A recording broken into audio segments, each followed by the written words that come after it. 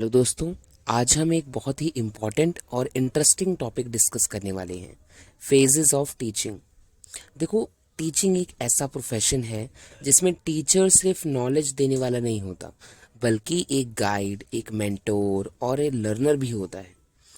Teaching एक proper process है जो एक साइकिल की तरह चलता है। जैसे एक साइकिल का एक व्हील होता है और वो घूमता ही रहता है, वैसे ही टीचिंग भी प्लानिंग से शुरू होती है, फिर इंस्ट्रक्शन, उसके बाद असेसमेंट और एंड में रिफ्लेक्शन, और फिर वापस से नई प्लानिंग।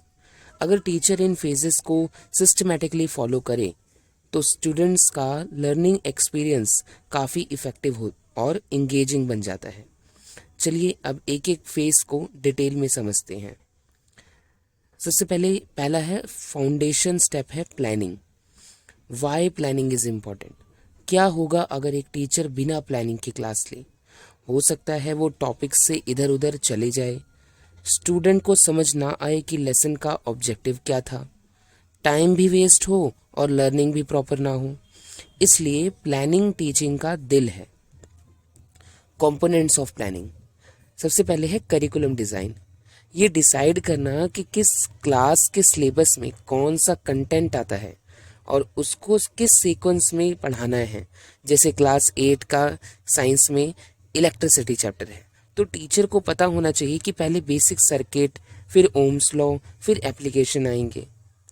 सेकेंड है लेसन ऑब्जेक्टिव्स। हर क्लास के लिए एक क्लियर एम सेट करना। फॉर एग्जाम्पल, आज के लेसन की एंड में स्टूडेंट्स एक सिंपल सर्किट बना पाएंगे। अगर ऑब्जेक्टिव क्लियर होगा तो क्लास भी फोकस्ड होगी। Third, activity selection. टीचर को सोचना होता है कि सिर्फ लेक्चर से स्टूडेंट बोर हो जाएंगे, इसलिए उनको एंगेज करने के लिए एक्टिविटी प्लान करनी चाहिए, जैसे group discussion, experiment, role play या क्विज। फोर्थ है असेसमेंट स्ट्रेटजी। टीचर को पहले ही डिसाइड करना होता है कि स्टूडेंट्स की लर्निंग को कैसे चेक करेंगे। फॉर एग्जाम्पल, एक शॉर्ट क्विज, क्लास टेस्ट या होमवर्क एक्टिविटी हो गई। Example for better understanding. सोचो आपको वाटर साइकिल टीच करना है। प्लानिंग फेज में आप क्या करोगे? ऑब्जेक्टिव्स, स्टूडेंट वाटर साइकिल के 4 स्टेट समझ पाए। एक्टिविटी क्या होगी? डायग्राम ड्राइंग और रोल प्ले।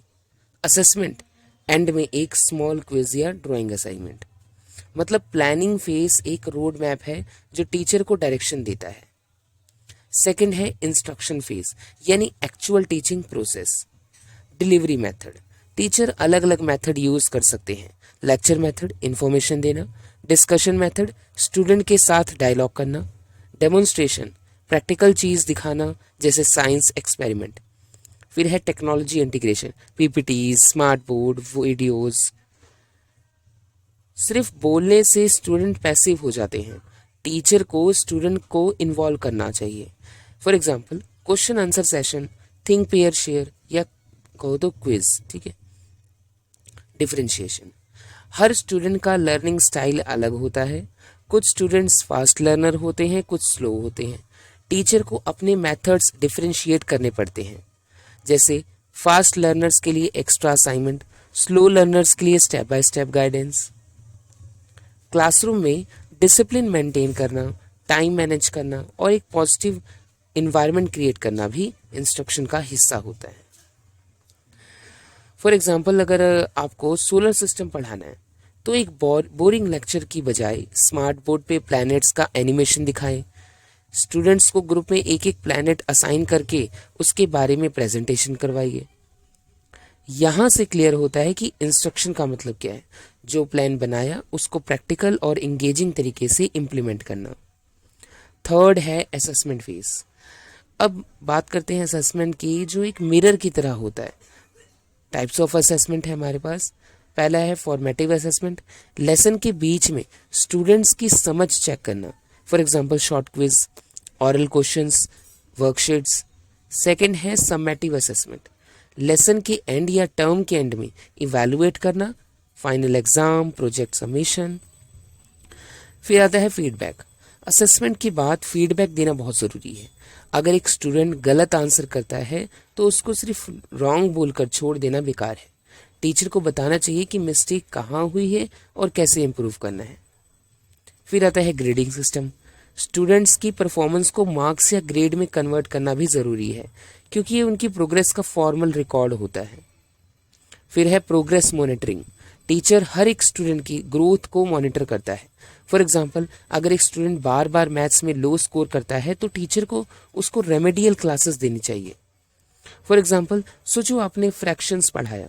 अब असेसमेंट के लिए आप स्टूडेंट को एक वर्कशीट देते हो जिसमें फ्रैक्शन का एडिशन, सब्ट्रैक्शन और सिंप्लीफिकेशन है। जो स्टूडेंट्स अच्छे से कर लेता है वो क्लियर है, जो नहीं कर पाता उसके लिए आपको अलग सपोर्ट का प्लान करना चाहिए। सो असेसमेंट फेज का मेन मोटो है चेक करो कि जो पढ़ाया वो समझ आया या नहीं। फोर्थ है रिफ्लेक्शन फेज। अब आता है लास्ट फेज, रिफ्लेक्शन। ये सबसे मैच्योर स्टेप है क्योंकि ये टीचर के लिए सेल्फ इम्प्रूवमेंट का चांस देता है। Evaluate outcomes. टीचर्स एनालाइज करते हैं कि जो ऑब्जेक्टिव सेट किए थे वो कंप्लीट हुए या नहीं। फॉर एग्जांपल, अगर आपका एम था स्टूडेंट्स इलेक्ट्रिक सर्किट बना पाए, तो चेक करो कितने स्टूडेंट ने सक्सेसफुली बना लिया। फिर है आइडेंटिफाई इम्प्रूवमेंट। किसी भी लेसन के बाद टीचर को ये सोचना चाहिए कि क्या अच्छा हुआ और क्या बेटर हो सकता है। फॉर एग्जाम्पल, अगर क्लास में ज़्यादा टाइम रिवीजन में चला गया और न्यू टॉपिक कवर नहीं हुआ तो अगली बार बेटर टाइम मैनेजमेंट करना होगा। Professional growth. रिफ्लेक्शन सिर्फ एक क्लास तक लिमिटेड नहीं होता। टीचर अपनी ओवरऑल टीचिंग स्टाइल को इम्प्रूव कर सकता है।